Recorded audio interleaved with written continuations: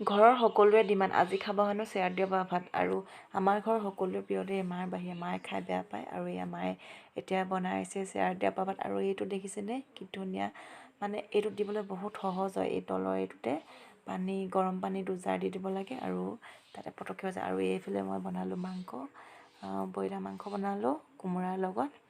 তাকে এতিয়া মাংস হৈ গ'ল আৰু এতিয়া আমি খাম আৰু আপোনালোকে কেৰাহীখন দেখি লেতেৰা বুলি নাভাবিব দেই এইখন আচলতে বহুত পুৰণি হ'ল সেইকাৰণে কালাৰটো মানে এনেকুৱা ক'লা হৈ পৰিলে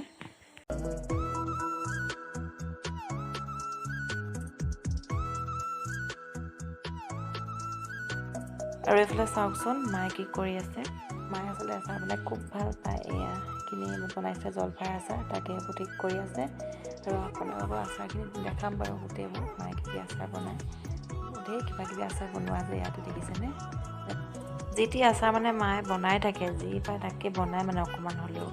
আৰু এয়া আমাৰ ৰেডি হৈ গ'ল আৰু সঁচাকৈ পটককৈ হৈ যায় আচলতে আধা ঘণ্টাতে মই কিন্তু বনাব নাজানো দেই আৰু এইটোত কিন্তু সহজ হয় কিন্তু এটা কথা দেই এই চেয়াৰ দিয়া বৰা ভাতটো হাই প্ৰেছাৰ থকা মানুহৰ কাৰণে ভাল নহয় আৰু এনেও বৰা ভাতটো প্ৰেছাৰ থকা মানুহে খাব নালাগে বেছি আৰু এনেদৰে কোনে কোনে বৰা ভাত চেয়াৰ দিয়া খাই ভাল পায় প্লিজ কমেণ্ট কৰি জনাব তেন্তে আজিলৈ আহিছোঁ বাই